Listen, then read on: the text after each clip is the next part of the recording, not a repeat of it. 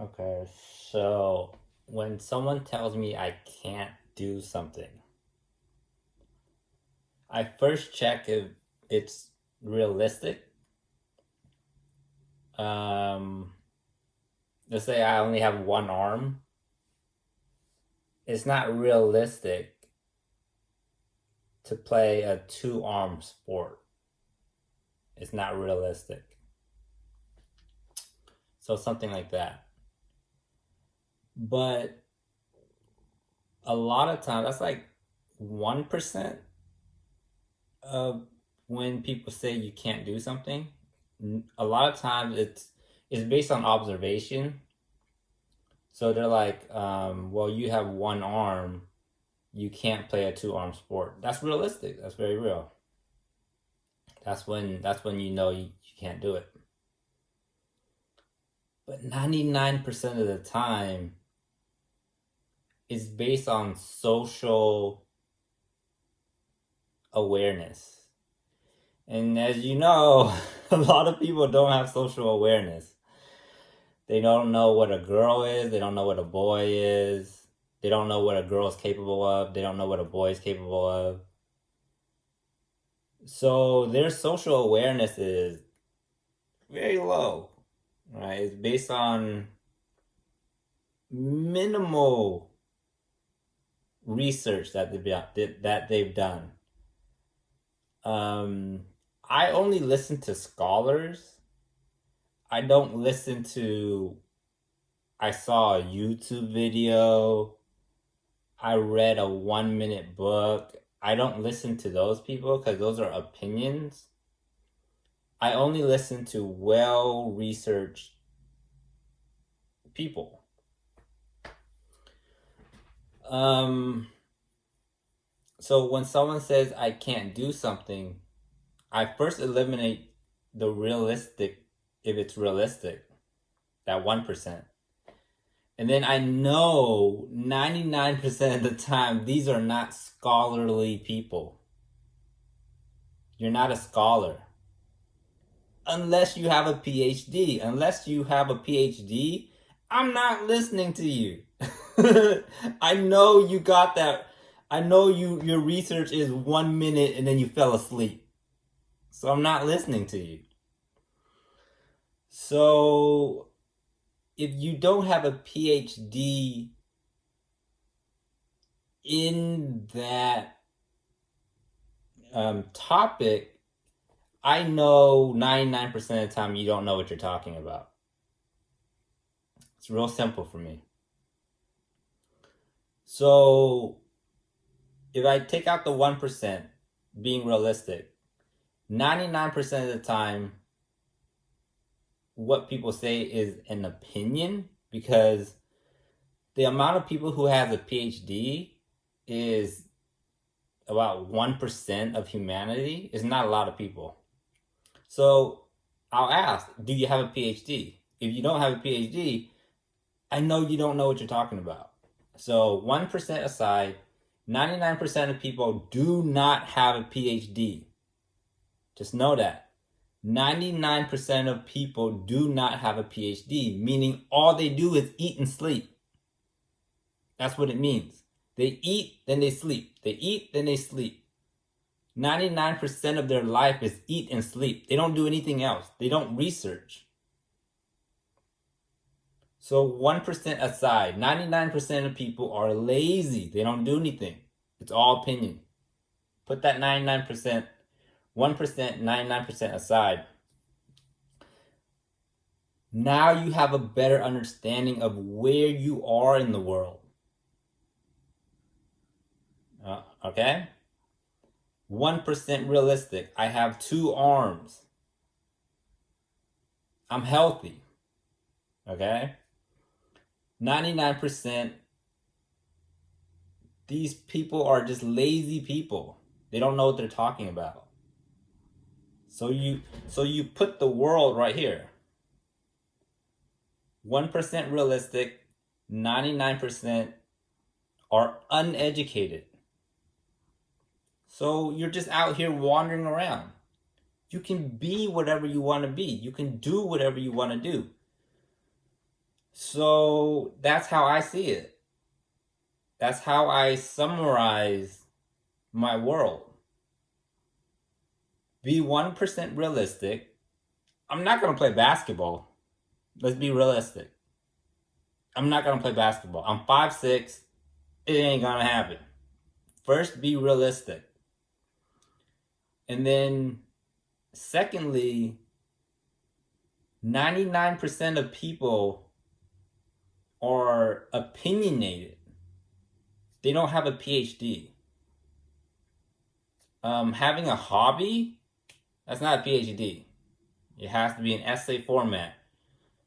Introduction, body, conclusion. Introduction, body, conclusion. Introduction, body, conclusion. If you think that way your whole life, you're at the level of a PhD, even if you don't have one. And that's what I tend to do. I have a hypothesis. I have research. I come to a conclusion. I have a hypothesis. I do research. I come to a conclusion. That's why a lot of my videos, I come to that conclusion really fast because I research. I actually do research. So let's say, for example, there's an Italian girl and I'm Asian. And she's 5'10" and I'm 5'6". You're gonna hear a lot of opinions and not research. Right? Opinions would say, that's odd. Opinions. You know, these are lazy people who have not done a lick of research their whole life. They haven't done anything their whole life. That's all opinions. So it's up to you to do your own research. Does it matter if she's 5'10" and I'm 5'6"? Does it matter that she's Italian and I'm Vietnamese? Does it matter? Come up with a hypothesis. Let's say I tend to skip hypotheses and just come up with a thesis statement. Let's say Asian males Asian males are capable of anything. That's my thesis statement. Asian males are capable of anything. And then I do the research. Is that realistic? Let's go with that. Is it realistic that Asian males can do anything? If I was 6'6", I can ball out. If I was 6'4", I can play football. I have the looks of a model, so I can get any girl I want. I have the intelligence of a scholar. I can be in the room with any scholar. So the research matches up that an Asian male can do anything. So yes, I can date this. But if I was 5'10" just like her, yes, I can date her. I have the looks of a model and I have the intelligence of a scholar. I would be able to impress her. So now we have a challenge, right? She's 5'10" and I'm 5'6". It's a challenge.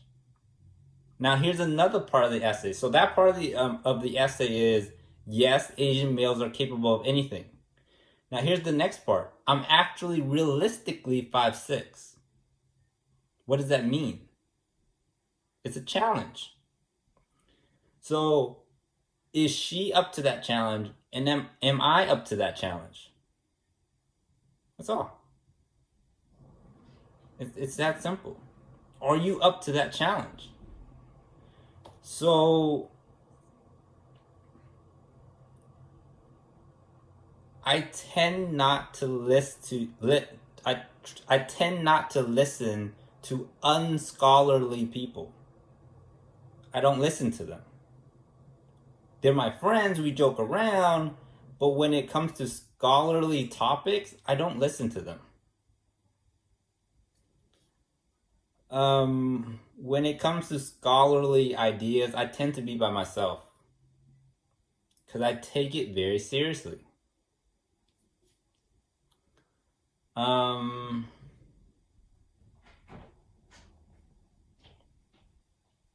Anything else?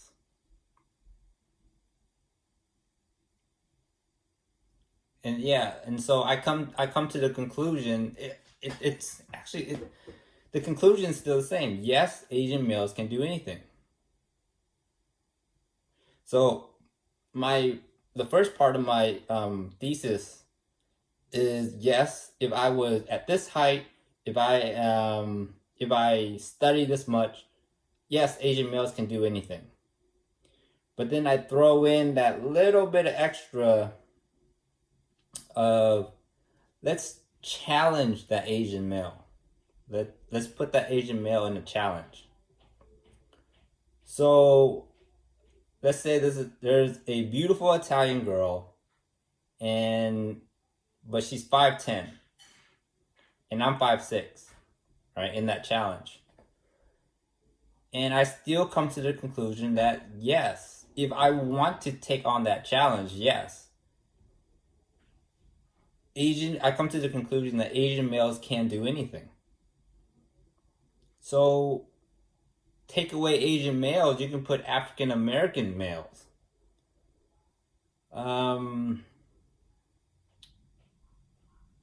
If African American males dedicate themselves to study,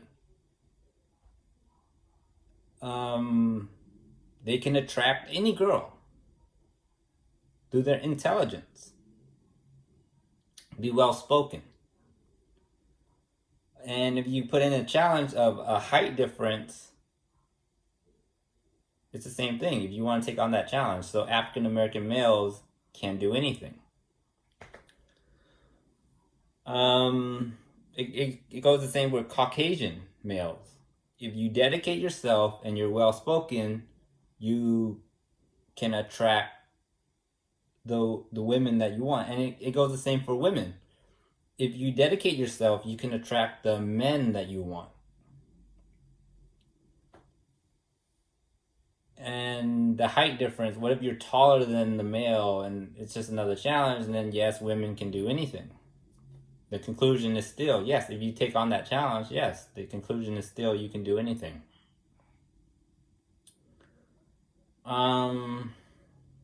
So a lot of society right now, how I summarize society studying it is there's a lot of opinions.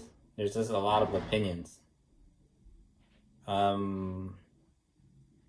There's only 1% that actually does research. The amount of people who have PhDs, it's only about 1%. Everyone else is just lazy. It's that simple. And I just don't listen to lazy people because it's dangerous. It has nothing to do with social economy. It's just plain dangerous. That's how I see it. It's dangerous to take advice from someone you should not be taking advice from. So if this person is sketchy, if this person doesn't look like a good person, I'm not taking advice from them. So it goes the same with siblings. If you're not a scholar, I'm not taking your advice. You know what I mean? So I don't care if you're my big brother. I don't care who it is. If you're not a scholar in your topic, I'm not listening to you. Because it's dangerous. That's how I see it. It's very dangerous to take advice from people who are not scholars. How I'm a scholar is I work from thesis statement to experimentation to conclusion. I always do it that way. I always have a thesis statement, I always do my research, and I always have a conclusion. I always end it with a conclusion. I don't ever leave it without a conclusion. That's not what a scholar does. So why I see myself as a scholar, because I always work that way. Thesis, research, conclusion. Thesis, research, real research, then conclusion. Not thesis, conclusion. I see a lot of people do that too, where they have a thesis and then they just have a conclusion. It's like, how did you come up with that? I don't know. Then you can't have a conclusion. So I never have a conclusion until I do my research. So I always start out with a thesis statement. I always do my research first. I never, ever, ever have a conclusion before my research. So when I have a thesis statement like, can Asian males do anything? I don't know. I don't have a conclusion yet. I don't say that and go, well, I think they can. I don't do that. Or I think they can't. I don't do that either. When I come up with my thesis statement, I'm in a point of, I don't know what the answer is because I haven't done the research. When I come up with the thesis statement, do not ask me for a conclusion. I haven't done the research yet. It's only after I do research is when I can come to a conclusion. So I hate too when people ask, all right, Min, what's your thesis statement? Okay, Min, what's your conclusion? You haven't given me time to do my research yet. So when I was taking my time at Pacific, that's my time to research. Don't ask me for a conclusion. I don't know. It's unfair to ask for a conclusion when I don't know. I'm not done with my research.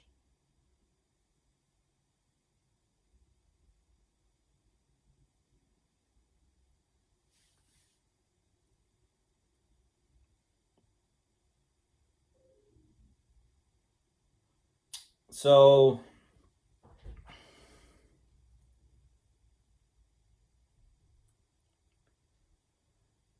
but how I see humanity, the multiverse, and society is still infantile. I just don't pay it any mind. It's like a bunch of babies crawling around. I don't hate it. I don't invest in it. I just, I let it go by. I let the babies crawl by. And then I do my research.